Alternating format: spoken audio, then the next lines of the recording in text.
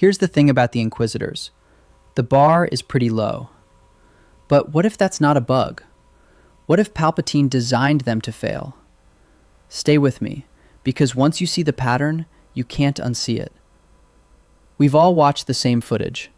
An Inquisitor shows up, spins their fancy lightsaber, talks a lot of trash about the power of the dark side, and then gets absolutely demolished by someone who hasn't held a weapon in a decade, or by a teenager, or by an unarmed woman who didn't even bother to draw a blade before killing them.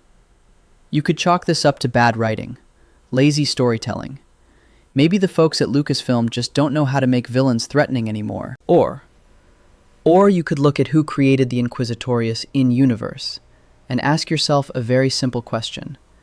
Did Palpatine, the man who orchestrated a galactic civil war, manipulated both sides for 13 years, and murdered every Jedi in the galaxy in a single afternoon, did that guy accidentally build an incompetent fighting force? No. He built exactly what he wanted. The Inquisitors were never meant to threaten real Jedi. They were designed to hunt children, kill traumatized refugees, and die before they ever became powerful enough to challenge the only two people who actually mattered, Palpatine and Vader. Let me show you how. The founding of the Inquisitorius happened in 19 BBY, weeks after Order 66, while the Jedi Temple was still smoldering. Palpatine had just executed the most successful genocide in galactic history, roughly 10,000 Jedi dead in a single coordinated strike. But scattered survivors remained. Clone troopers could chase them, sure, but clones couldn't sense Force users who'd learned to hide their presence. Palpatine needed specialized hunters. And here's where it gets dark. He didn't select the strongest Force users among his captured Jedi. He specifically chose the most psychologically vulnerable. Jedi with forbidden attachments. Jedi whose faith had cracked during the Clone Wars. Jedi who'd questioned the Council, who'd watched their order become generals for a corrupt republic, who'd already started doubting before the blaster bolts flew. The Grand Inquisitor fits this profile perfectly. Before his fall, he'd served as a temple guard on Coruscant, one of those anonymous masked sentinels you see standing in hallways, escorting prisoners, looking intimidating without ever actually fighting anyone. Temple guards weren't selected for combat prowess. They were selected for discretion and obedience. And this particular guard had witnessed Ahsoka Tano's trial in 20 BBY. Watched the Council expel one of their own based on circumstantial evidence. Something cracked in him that day. Palpatine knew it. Vader exploited it. But here's where the conspiracy gets undeniable. Vader's training methodology wasn't designed to create elite fighters. It was designed to shatter them. When he first observed the captured Jedi in combat exercises, he noted with displeasure that they still fought like Jedi. Defensive, protective, focused on shielding rather than attacking. A competent instructor building a fighting force would incorporate those existing skills. Vader demolished them instead. The training sessions that followed were psychological destruction disguised as education, replacing defensive instincts with aggressive ones through pain, fear, and deliberate humiliation. And then the mutilations started. Vader severed the sixth brother's left arm during a training exercise in those first months. Not an accident, not a combat injury, a lesson. Other candidates suffered similar losses: hands, arms, legs removed by Vader's blade and replaced with Imperial cybernetics. When the Grand Inquisitor questioned these methods, suggesting that crippling their own hunters seemed counterproductive, Vader's response revealed everything. An Inquisitor who had already experienced dismemberment at Vader's hands understood at a cellular level that their master could destroy them whenever he chose. The lesson wasn't about combat philosophy. It was about control. Every cybernetic limb was a permanent reminder. Every scar was a signature. These weren't warriors being forged. They were tools being broken until they understood their place. By 18 BBY, the Inquisitorius had developed into something that looked, from the outside, like a functional organization. The Grand Inquisitor commanded roughly a dozen active hunters. They had designations: Second Sister, Fifth Brother, Sixth Brother, Seventh Sister, a ranking system that encouraged competition rather than cooperation. That's not an accident either. Palpatine structured the Inquisitorius so its members would never form alliances. Force-sensitive hunters who learned to work together might eventually turn that cooperation against their masters. So the ranking system pitted them against each other. Higher numbers meant priority assignments, greater resources, more favor from Vader. You didn't rise by hunting Jedi successfully. You rose by making sure your competitors failed. The training these Inquisitors received was comprehensive enough to make them dangerous to frightened survivors, and deliberately incomplete in ways that would limit their ultimate potential. They learned to channel fear and aggression. They developed offensive techniques that emphasized relentless attack over sophisticated defense. They were taught rudimentary dark side applications, sensing force sensitives, inspiring terror, drawing power from negative emotions. What they weren't taught was everything that matters. The dark side progression that transforms fear into anger, anger into hatred, and hatred into genuine power, systematically truncated. They got enough to function as hunters. They were denied everything that might allow them to become threats. And then they met Ahsoka Tano. The sixth brother tracked a force presence to the agricultural moon of Rada in 18 BBY.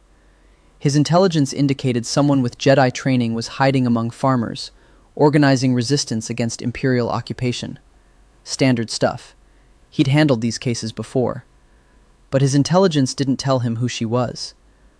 Ahsoka Tano's resume included training under Anakin Skywalker, multiple duels with Asajj Ventress, direct combat encounters with General Grievous, and command experience across 100 battlefields. She'd left the Jedi Order before Order 66, which meant she hadn't experienced the same trauma as survivors who watched their clone troopers turn on them, who felt their fellow Jedi dying across the galaxy. Ahsoka wasn't broken. The sixth brother was. The confrontation lasted less than a minute. He ignited his spinning lightsaber, assumed the aggressive stance Vader had drilled into him, expected the defensive response he'd been trained to exploit. Ahsoka reached out with the Force, seized the kyber crystals inside his weapon, and twisted. The lightsaber exploded in his hands, killed him instantly. She hadn't even bothered to draw a weapon. You'd think this defeat would prompt a fundamental reassessment of Inquisitor training. It didn't. The sixth brother's death was recorded as an anomaly, an encounter with an unusually skilled opponent, rather than evidence of systemic failure. The truth that any Inquisitor facing a Clone Wars veteran would be catastrophically overmatched? Not acknowledged in official reports. The training methodology continued unchanged, producing hunters calibrated to defeat traumatized refugees and utterly unprepared for opponents who still remembered how to fight. Quick tangent, because I know what you're thinking. The Inquisitor helmets, though. Whatever else you want to say about these walking failure machines, whoever designed their armor had style. The Grand Inquisitor's elongated helm with those red accents, the Seventh Sister's sleek, almost insectoid visor, the Fifth Brother's brutalist dome that makes him look like an angry thumb, the Eighth Brother's skull-faced nightmare fuel. That last one's my favorite, just pure intimidation design. Shame about the guy inside it, but the aesthetic? Chef's kiss. Anyway, let's talk about Trilla Suduri. The Second Sister emerged 5 years into the Imperial era as one of the organization's most effective operatives. She was intelligent, disciplined, and genuinely dangerous, which makes her story the most damning indictment of the system that created her. Trilla had been a Padawan during the Clone Wars, trained by the Jedi Knight Cere Junda. When Order 66 activated, Cere successfully protected Trilla during the initial purge. They went into hiding together. They thought they'd escaped. They hadn't. Imperial forces captured them months later. And here's how Inquisitor recruitment actually works in practice. The interrogators didn't try to break Trilla immediately.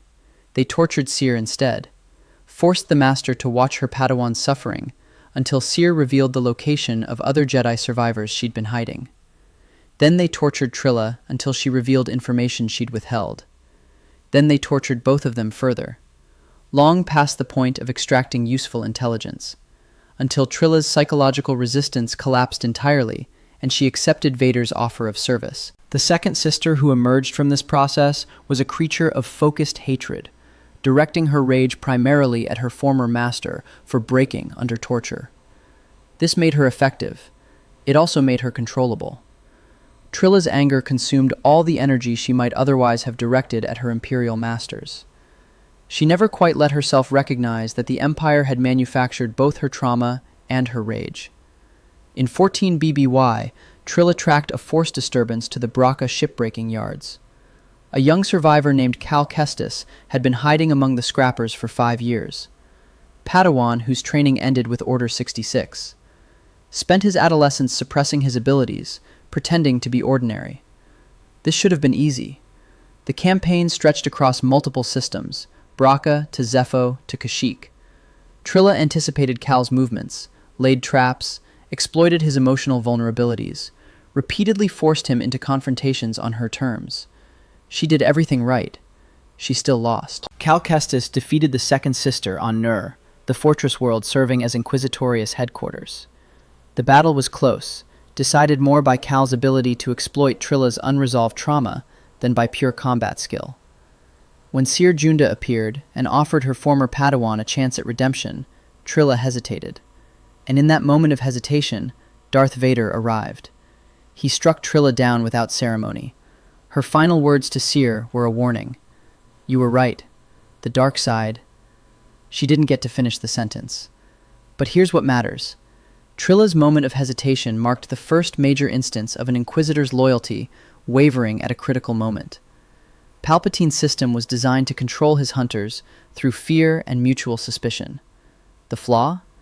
The same psychological trauma that made them controllable also made them unstable. Broken tools sometimes break in unexpected directions. Now, about Reva. Yeah, I know. Opinions are strong on this one. But hear me out, because the third sister actually proves the thesis better than any other Inquisitor. The criticism you've heard is that Reva only succeeded because everyone else around her was written to be more incompetent. Her opponents make inexplicable mistakes.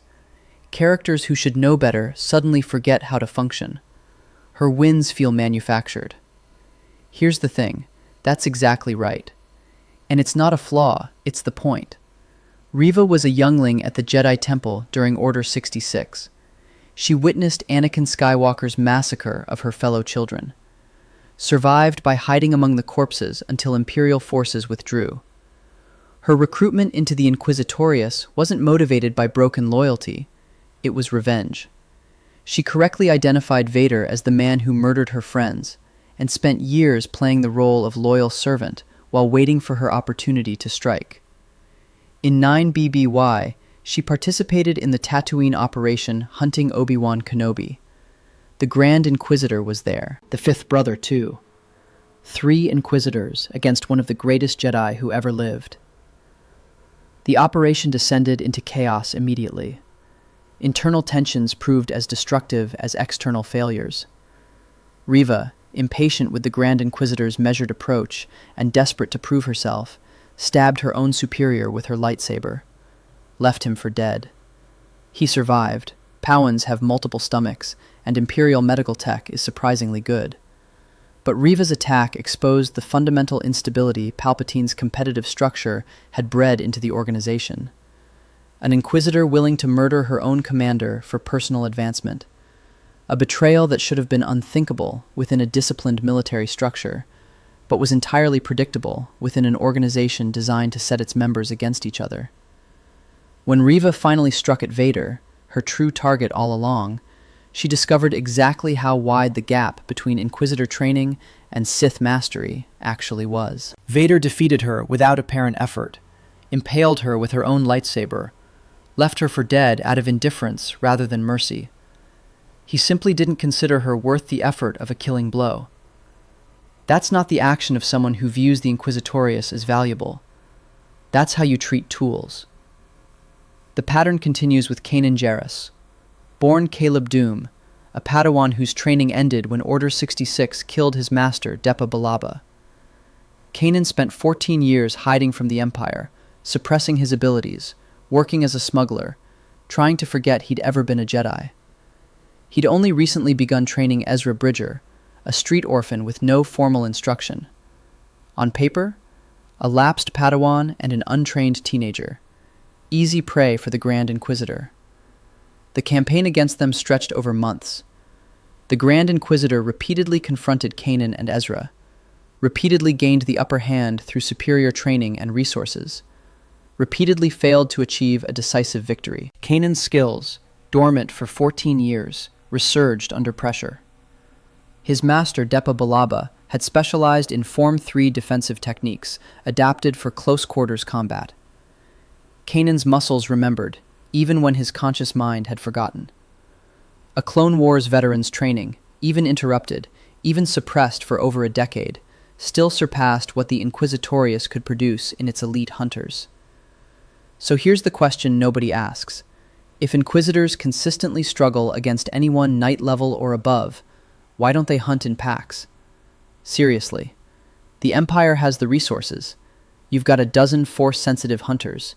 You know Obi-Wan Kenobi is out there. You know Ahsoka Tano is organizing resistance. Why not send 5 Inquisitors instead of 1? 10? Stack the odds until even Clone Wars veterans can't overcome sheer numbers. Palpatine could have ordered coordinated operations at any time. He didn't. Because Inquisitors who learn to work together might eventually work together against him. Because the rule of 2 exists for a reason. Because Palpatine had spent his entire career eliminating potential rivals, and he wasn't about to let a bunch of broken former Jedi become the exception. The Inquisitorius was designed to catch Force-sensitive children, murder traumatized survivors, create the appearance of Jedi eradication while never actually threatening the 2 beings who held all the power. And when they faced real opponents, when they encountered anyone who still remembered what Jedi combat actually looked like, they died, exactly as intended. The bar wasn't low by accident. The bar was set precisely where Palpatine wanted it, high enough to terrify civilians, low enough that no Inquisitor would ever survive long enough to become dangerous. A disposable workforce manufactured from broken Jedi, trained just enough to be useful, sabotaged just enough to be controllable. Every spinning lightsaber, every dramatic entrance, every defeat, all of it was part of the plan. Subscribe for more stories like this.